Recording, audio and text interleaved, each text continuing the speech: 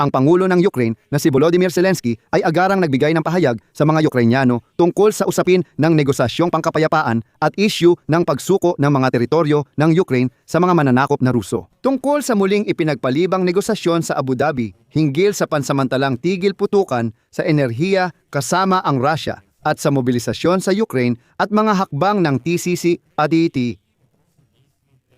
Pinag-uusapan din ang proteksyon sa kalangitan ng Ukraine at paggawa ng sariling armas. At direkta ring nanawagan si Zelensky kay Vladimir Putin at inanyayahan siya sa Kyiv para sa negosasyon kung hindi siya matatakot lumabas mula sa kanyang bunker. At inamin din ni Vladimir Zelensky na wala siyang alam tungkol sa mga napagkasunduan ni Trump at Putin sa Anchorage noong Agosto ng nakaraang taon. Talakayin natin ngayon ng sabay-sabay kung ano ang sinabi ni Vladimir Zelensky ngayon, dahil maraming mahahalagang punto roon. Ang pangalan ko ay Alexei Pecherin. Talakayin natin ng sabay-sabay ang paksang ito. Pero bago tayo magsimula, hinihiling ko na mag-subscribe kayo sa channel na ito.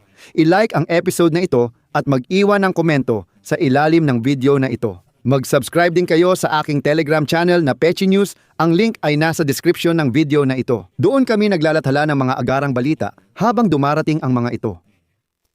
Maaaring ilipat ang negosasyon ng Ukraine, Estados Unidos at Federasyong Ruso sa Abu Dhabi na nakatakda sana sa Pebrero 1, pinakamahirap pa rin ang tanong sa kasalukuyan. Gayunpaman, handa ang Ukraine sa deeskalasyon kung gagawin ito ng Federasyong Ruso at ititigil ang mga pag-atake sa sektor ng enerhiya. Narito, pinagsama-sama ko sa episode na ito para sa inyo ang mga pangunahing punto mula sa pagpupulong ng Pangulo ng Ukraine na si Volodymyr Zelensky kasama ang media noong Enero 30. Una, ilalahad ko ng maikli ang pinakamahalaga. Pagkatapos ay dadaanan natin ang bawat punto ng paisa-isa. Pinakamahalaga, sabi ni Zelensky, kung hindi atakihin ng Russia ang ating enerhiya, hindi rin natin aatakihin ang kanila. Zaporizhzhia Nuclear Power Plant. Isa sa ito sa mga tinatalakay na tanong. Ang pagkikita kay Putin sa Moscow ay siyempre imposible. Kaya kung hindi siya matatakot, hayaan si Putin na pumunta sa Kyiv.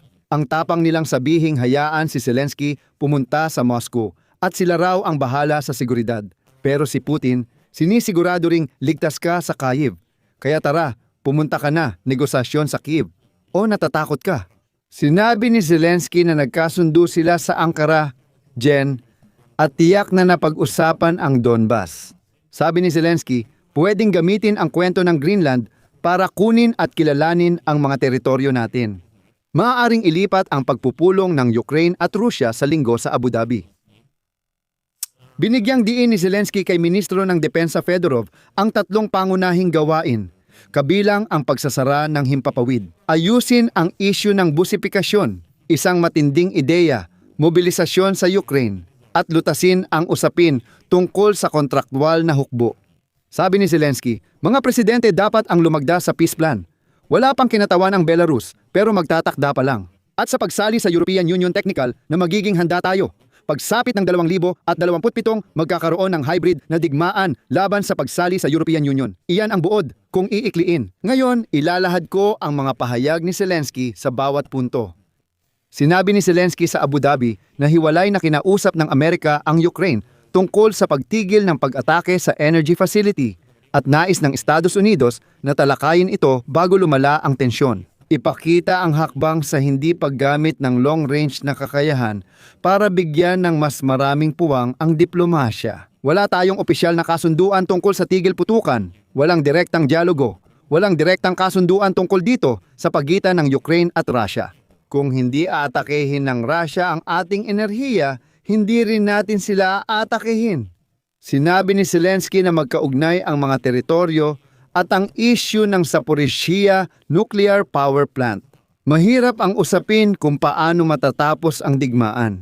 Ang kompromiso ay tungkol sa parehong panig, hindi lang Ukraine. Hindi patas maghanap ng kompromiso sa pagitan ng biktima at agresor. At sa ngayon, wala pang kompromiso ukol sa Donetsk na rehiyon. Tinalakay sa Abu Dhabi ang malayang sonang pang-ekonomiya na inaalok ng Estados Unidos.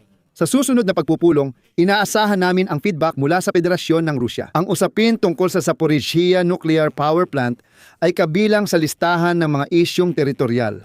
Ayon kay Zelensky, Hindi posible ang pagpupulong kay Putin sa Moscow. CP, imposibleng magkita kami ni Putin sa Moscow, gaya ng pagkikita kay Putin sa Kyiv. Pwede ko siyang imbitahan dito sa Kyiv. Opisyal kong iniimbitahan si Putin kung maglalakas loob siya.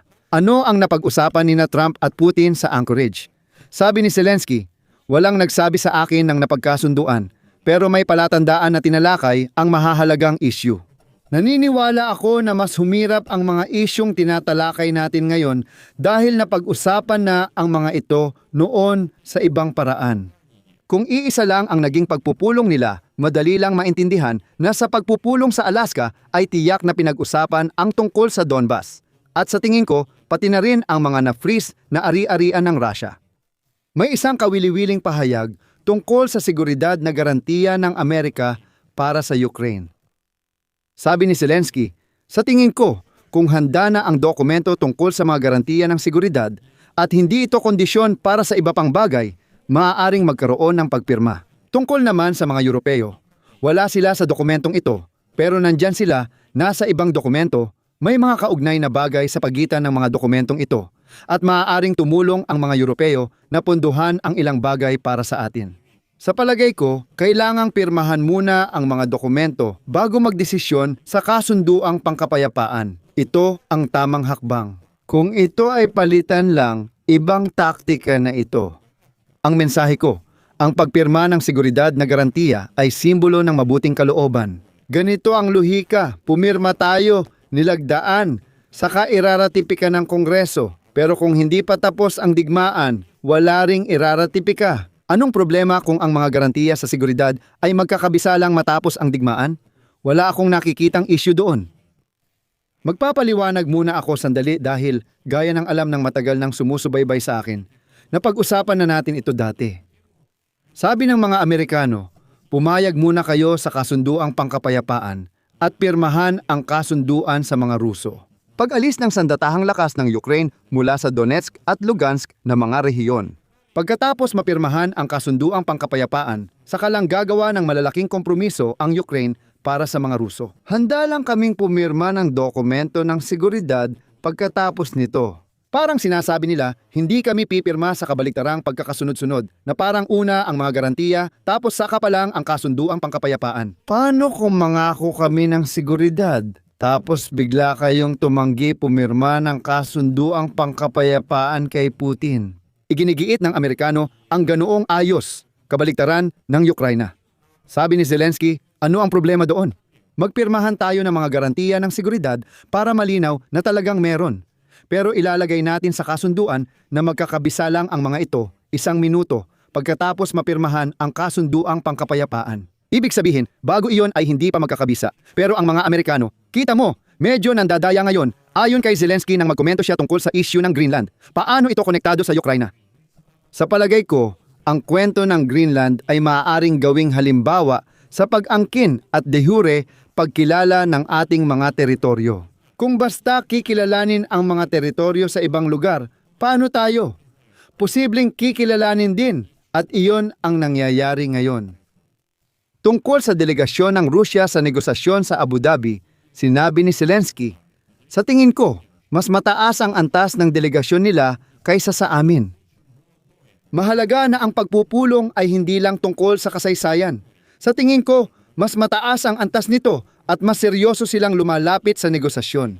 Hinihintay namin ang feedback mula sa Rusya at Amerika at tingin namin nagkaroon na ng kontak ang dalawang bansa. Di ko alam kailan ito mangyayari. Ang susunod na pagpupulong ay sa Linggo sa Abu Dhabi, pero maaaring magbago ang petsa at lugar. Sa palagay namin, may nangyayari sa Amerika at Iran. Itinakda ni Zelensky ang mga pangunahing gawain para kay Defense Minister Fedorov ng Ukraine. Sabi niya, may 3 pangunahing gawain akong ibinigay kay Ministro ng Depensa Mikhail Fedorov. Una, ang pagsasara ng himpapawid. Pangalawa, paglutas sa issue ng busipikasyon. At pangatlo, pagtapos sa mga usaping di pa nareresolba sa kontraktual na hukbo. Baka may di nakakaalam, ano ang issue ng busipikasyon? Mahigpit ang mobilisasyon ng TCK.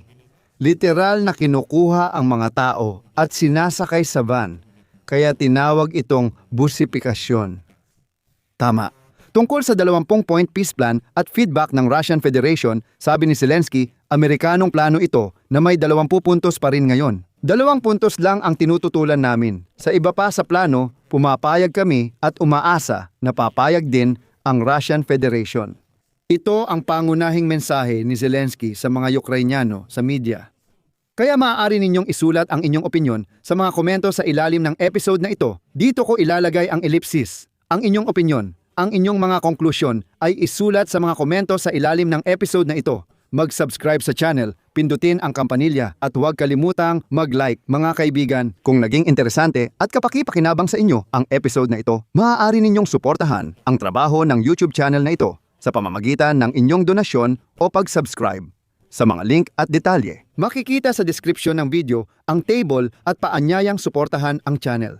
Pumili kayo ng kahit anong format na komportable para sa inyo. Magpapasalamat ako sa kahit anong suporta mula sa inyo. Hanggang dito na lang. Ingatan ninyo ang inyong sarili. Paalam sa lahat.